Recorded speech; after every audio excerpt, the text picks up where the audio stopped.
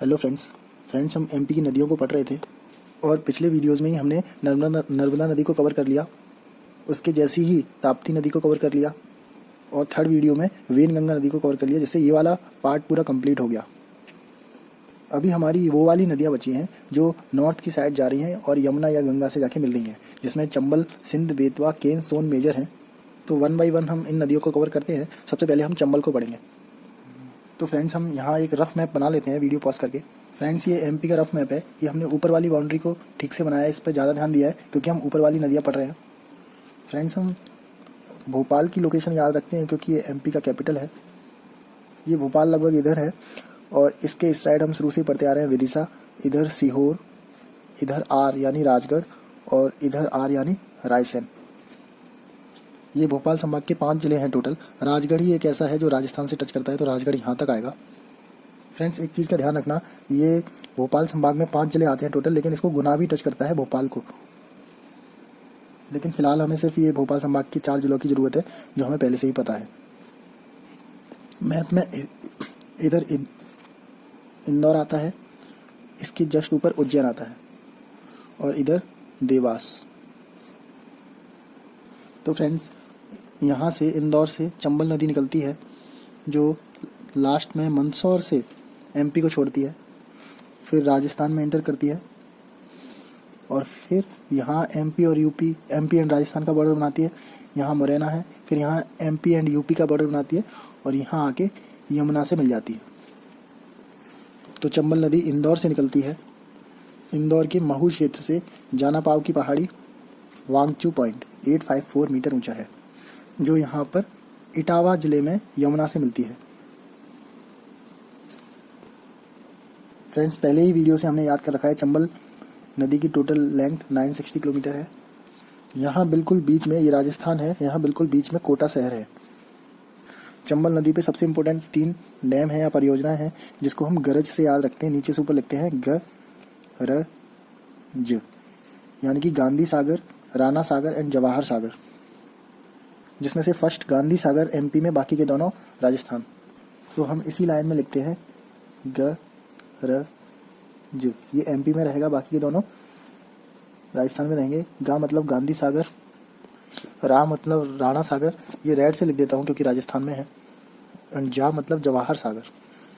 और ये लाइन से ही बने थे। सबसे फर्स्ट 1964 ये है, फिर 1960 ये है और ये इसकी लेंथ भी है चंबल नदी की, ऐसे याद कर सकते हैं।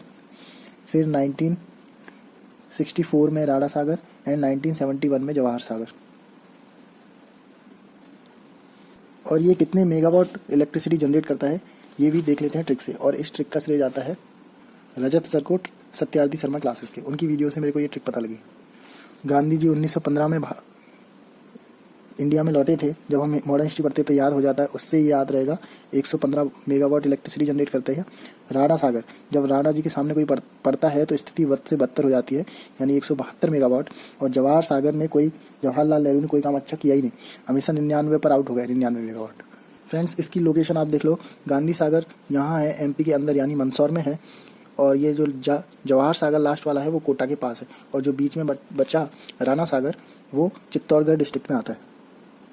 यहाँ पर फ्रेंड एक कोटा बैराज है, लेकिन वो जवाहर सागर योजना का आप पार्ट मानकर चलें, लेकिन लिख देते हैं एक बार कोटा बैराज।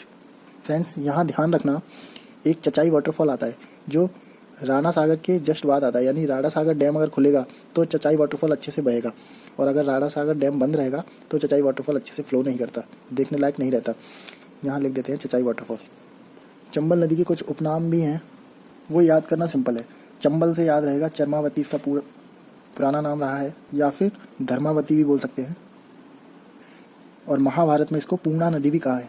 वैसे हमने पिछले वीडियो में ही पूर्णा नदी ताप्ती की ट्रिब्यूटरी के रूप में पढ़ी है और उसके लिए ट्रिक भी देखी थी, जिससे याद रहा हमें ताप्ती नदी की सबसे बड़ी ट्रिब्यूटरी थी पूर्णा नदी। फ्रेंड्स एमपी का first hydro power plant Gandhi Sagar dam के पास ही लगा। हाइड्रो पावर प्लांट क्या होता है फ्रेंड्स, इलेक्ट्रिसिटी तभी जनरेट होती है जब टरबाइन घूमता है। टरबाइन घूमता है तो इलेक्ट्रिसिटी जनरेट होती है। हमने स्कूलों के बाहर जनरेटर रखे देखे हैं, उसमें भी इलेक्ट्रिसिटी जनरेट होती है, लेकिन डीजल से।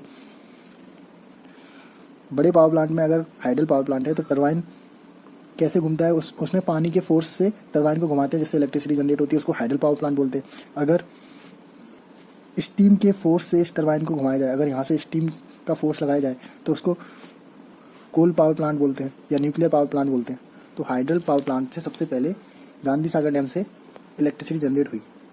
फ्रेंड, चंबल नदी की 5 इंपॉर्टेंट ट्रिब्यूटरी हैं, सहायक नदियां हैं। उनमें से 3 राइट हैंड साइड में और 2 लेफ्ट हैंड साइड में। राइट हैंड साइड की इंपॉर्टेंट है क्योंकि एमपी से आती हैं, और राइट हैंड साइड की याद करना भी ईजी है। एक नदी आके यहाँ ख़त्म होगी इस कोने में, एक नदी आके एमपी के इस कोने में ख़त्म होगी, और एक बिल्कुल बीच में। ऐसे 3 नदियाँ याद रहती हैं।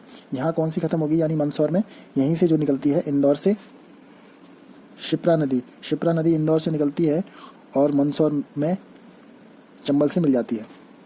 एक नदी काली सिंध है बीच में, मतलब इंदौर के जस्ट बाद क्या था, देवास। तो एक नदी यहाँ से काली सिंध है जो सवाई माधोपुर में चंबल से मिल जाती है, ये चंबल की ट्रिब्यूटरी है। और एक नदी है पार्वती जो नेक्स्ट जिले यानी सीहोर से निकलती है और श्योपुर में मिल जाती है, यानी इस कोने में, और उसका फ्लो रहता है ऐसा।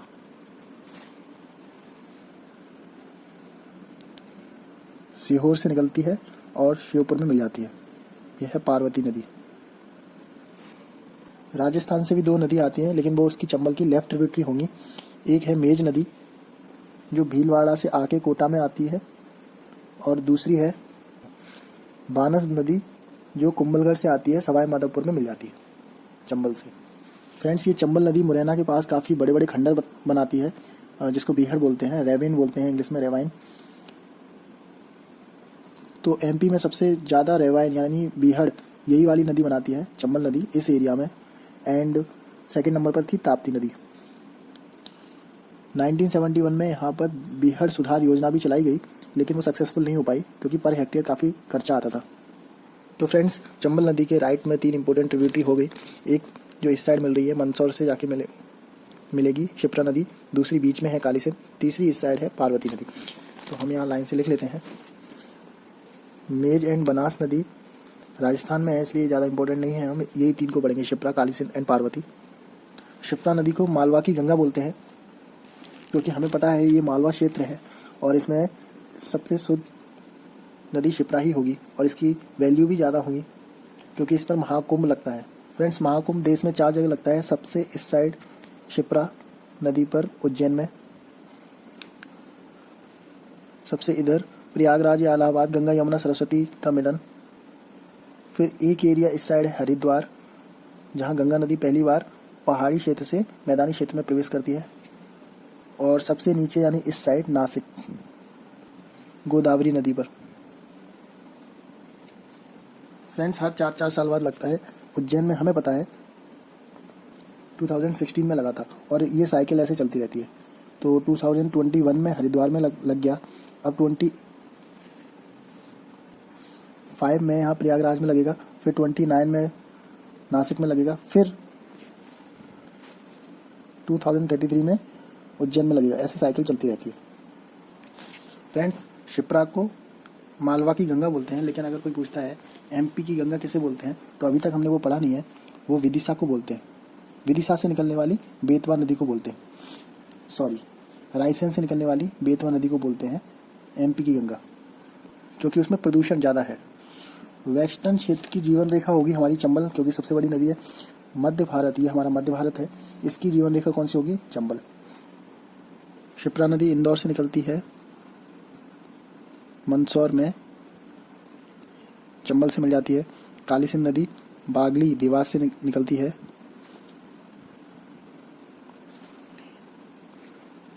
सवाई माधोपुर में चंबल से मिल जाती है। पार्वती नदी सीहोर से निकलती है, और ये भी सवाई माधोपुर के पास या श्योपुर के पास चंबल से मिल जाती है। फ्रेंड्स, बीच में काली सिंध नदी है, इसके यहाँ पर आहू रिवर मिलती है, छोटी सी नदी है काली सिंध की ट्रिब्यूटरी आहू रिवर, जो काली सिंध और आहू के बीच में यहाँ पर फोर्ट बनाती है, गैगरॉन फोर्ट। काली सिंध नदी की सहायक नदियाँ आप लिख सकते हैं ट्रिब्यूटरी, एक तो आहू हो गई जो गैगरन फोर्ट बना रही है, गैगरन फोर्ट है आहू और काली सिंध के बीच में। काली बहू आई, सब उजाड़ा और पवन की तरह उड़ गई। आहू उजाड़ एंड परवन, और काली बहू वो थी जो अनजान थी, सब लोग उससे अनजान थे, कोई नहीं जानता था कैसे आई, कब चली गई। एक राजगढ़ में निवाज नदी है छोटी सी, 2018 में यहाँ पर मोदी जी ने मोहनपुरा डैम का उद्घाटन किया था, इसलिए ये फेमस है निवाज नदी, जो अगर ज़्यादा बारिश हुई तो काली सिंध में जाके मिल जाती है। तो इसकी ट्रिब्यूटरी बोल सकते हैं काली सिंध की। निवाज यानी कि निर्विघन्या, और ये काफ़ी पूजनीय है वहाँ के लोगों में, शाहजहाँपुर और रायसेन के लोगों में। कुंडलिया सिंचाई परियोजना राजगढ़ में है, राजगढ़ और आगर की सीमा पर, वो काली सिंध पर ही है। तो मैं यहाँ लिख ही देता हूँ, एक तो मोहनपुरा डैम एंड कुंडलिया परियोजना। फ्रेंड, एक सबसे फेमस क्वेश्चन पूछा जाता है, मंदसौर सिटी किस नदी के किनारे है? हमारे पास दो ऑप्शन है, एक तो ये चंबल जा रही है और एक शिप्रा जा रही है। तो हम इन दोनों में से, अगर पढ़ा नहीं है तो इन दोनों में से किसी एक को टिक लगा के आएंगे, जबकि इसका आंसर है शिवना नदी। शिवना नदी के किनारे है मंदसौर शहर।